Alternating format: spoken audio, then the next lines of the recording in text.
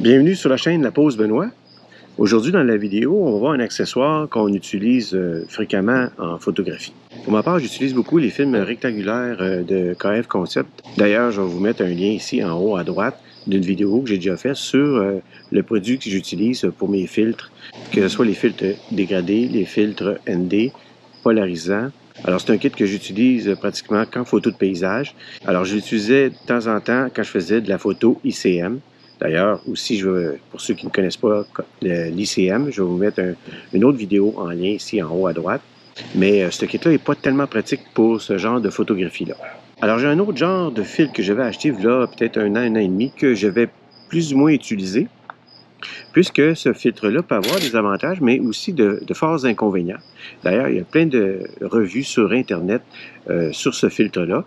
Je vous invite à aller consulter d'ailleurs les tests qui ont été faits avec ce filtre. Je vais résumer rapidement les inconvénients de ce filtre-là. Donc, c'est un filtre 2 dans 1, soit qu'il y a le polarisant et un filtre ND qui part de 1 stop jusqu'à 6 stops. L'inconvénient de ce filtre-là, surtout avec les objectifs grand angle, c'est donc la superposition des deux filtres fait en sorte que ça va dégrader la photo en ayant beaucoup de vignettage ou faisant un peu de moiré au niveau des photographies. Alors, je vais vous montrer rapidement le filtre. Moi, c'est de KF Concept. Alors, on a le filtre ici, puis on a deux petites poignées ici qui nous permettent de diminuer au minimum à un stop le filtre dégradé ou l'augmenter graduellement de 1 qui passe par 2, 3, 4 et 5 stops, où là, on est au maximum du filtre ND. Là, au niveau du polarisant, on a juste à tourner ici la bague pour une polarisation plus ou moins forte. Alors, j'ai choisi le filtre en fonction de mon objectif où il y a le plus grand millimétrage.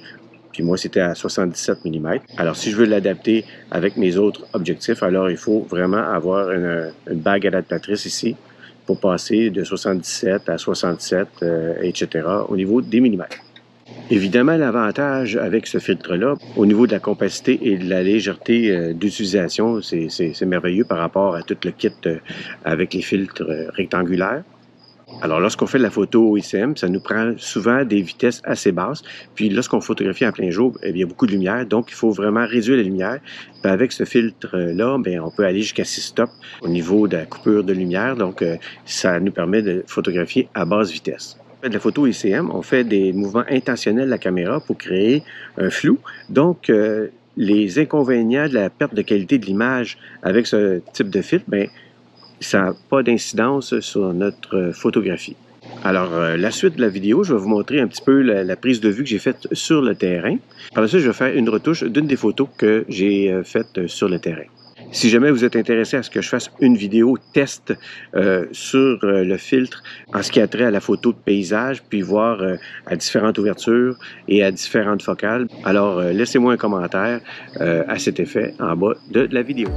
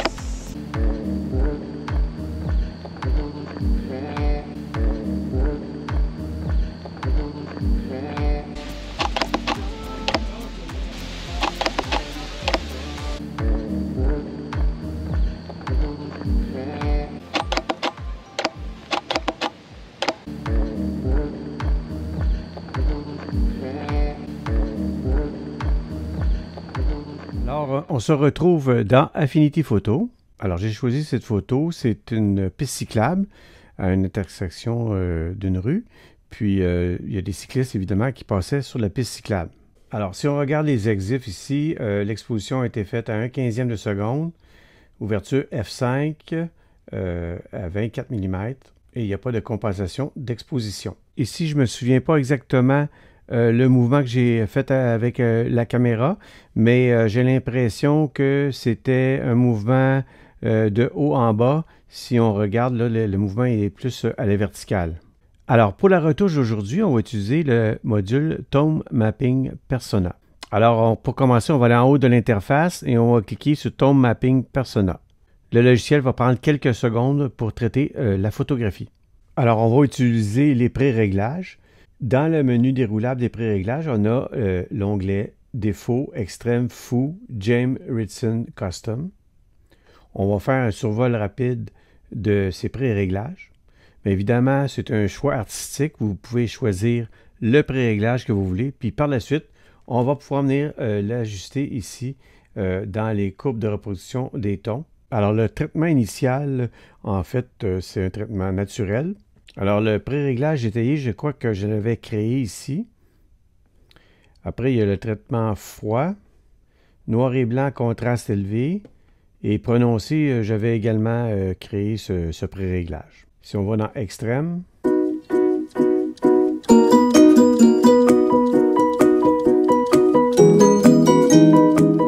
par la suite, il y a Fou.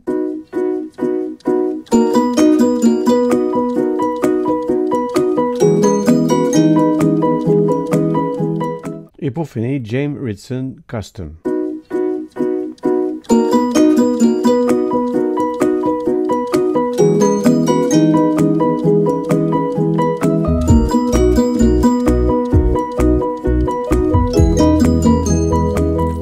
Alors, pour ma part, j'hésite entre deux pré-réglages. J'ai les ombres dissipées, dilatation maximale ou éclat urbain. Je vais choisir ombre dissipée, dilatation maximale. Puis, je vais peut-être venir peaufiner mon ajustement. Je vais essayer d'augmenter la luminosité.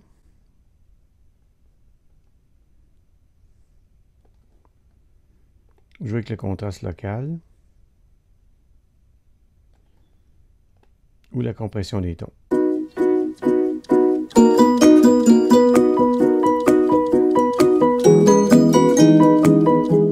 Alors, lorsque ça me convient, j'ai juste à cliquer ici sur « Appliquer ». Évidemment, je pourrais encore une fois faire d'autres réglages pour ajuster le tout.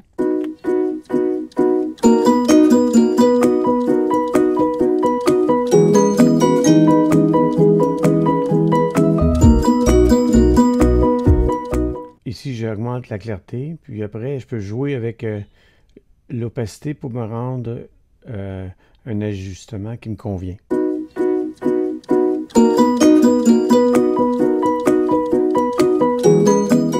Alors, voilà ce qui complète cette vidéo sur l'utilisation du filtre 2 dans 1, polarisant et filtre ND, qui est dans une application bien pointue qui nous permet de faciliter la prise de vue en ayant des basses vitesses pour faire de la photo ICM. Alors, je vous invite à faire un commentaire, ça fait toujours plaisir, à mettre un petit pouce en l'air également, et puis à vous abonner si ce n'est pas déjà fait. Alors, je vous remercie et je vous dis à la prochaine.